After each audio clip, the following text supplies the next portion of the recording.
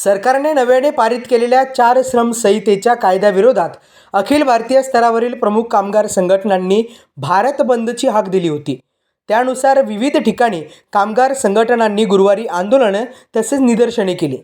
आशा, गटप्रवर्तक, शालेय पोषण आहार संघटना तसेच परिचारिका संघटनेसह सीटू संघटनेमधील शेकडो महिलांनी बुलढाण्यात देखील जिल्हाधिकारी कार्यालयासमोर निदर्शने केली। कामगारांच्या हिताचा जुना कायदा अंमलात आणावा, कामगारांना शासकीय कर्मचाऱ्यांचा दर्जा द्यावा अशा मागण्या यावेळी महिलांनी केल्या। या प्रसंगी सरकार विरोधी घोषणांनी संपूर्ण परिसर हा दणाणून गेला होता।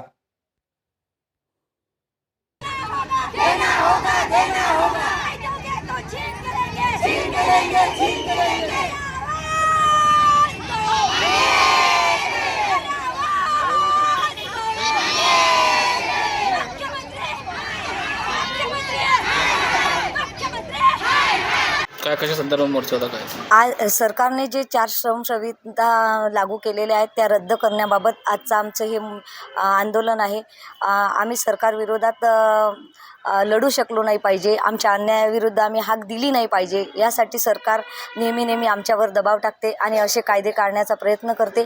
ते कायदे न काढण्यासाठी आज आम्ही पूर्ण देशभर हे आंदोलन राबवत आहे। या देशामध्ये विविध योजनांचा कणा असलेल्या सर्व अंगणवाडी कर्मचारी, आशा वर्कर, शालेय पोषण आणि इतरही कामगार आहेत, यांच्यावर वेळोवेळी हे सरकार दबाव आणून अन्याय करत आहे। त्या अन्यायाविरुद्ध हाक देण्यासाठी आम्ही आज या ठिकाणी आलेलो आहे।